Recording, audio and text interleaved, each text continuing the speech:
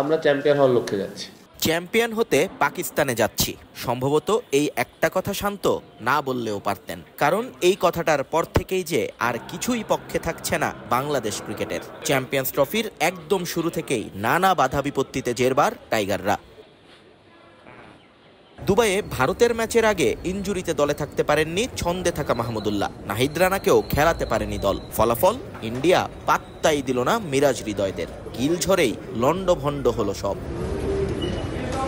পাকিস্তানে এসেও যে খুব একটা ভালো আছে বাংলাদেশ তা কিন্তু নয়। ম্যাচ রাওয়ালপিন্ডিতে, কিন্তু অনুশীলন করতে হয়েছিল ইসলামাবাদ ক্লাব গ্রাউন্ডে। উইকেট নিয়ে ধারণা পেতে একদিন ভেন্যুতে আসার সুযোগ পেলেও রাতের শিশির ছাড়া দেখার ছিল না কিছুই।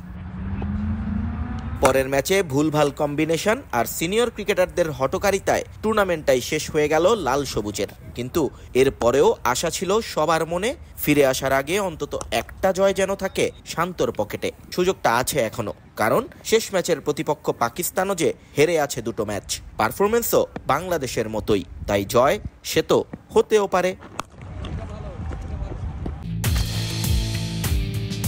সুপার প্লেয়ারদের ক্লিয়ার চয়েস ক্লিয়ারম্যান।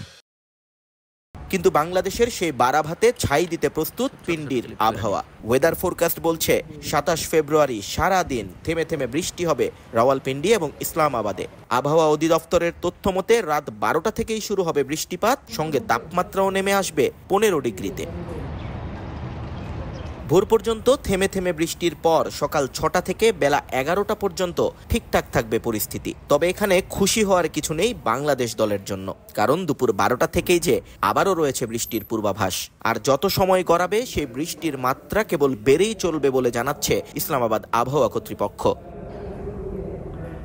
বাংলাদেশের এক ম্যাচ জয়ের যে স্বপ্ন তা আরও বড় ধাক্কা খাবে যখন জানবেন বৃষ্টির এই সম্ভাবনা প্রায় ৪০%। তবে বেলা গড়িয়ে বিকেল হয়ে আসতেই তা বেড়ে দাঁড়াবে ৭০ ভাগে, আর সূর্য ডোবার সময় হতে হতে তা প্রায় ১০০ ভাগ হওয়ার সম্ভাবনা রয়েছে। ভাগ্য পক্ষে থাকলে ম্যাচ যদি হয়ও সেটা হতে পারে কার্টেল ওভারে, তবে সেখানেও ভাইটাল হয়ে যাবে টস।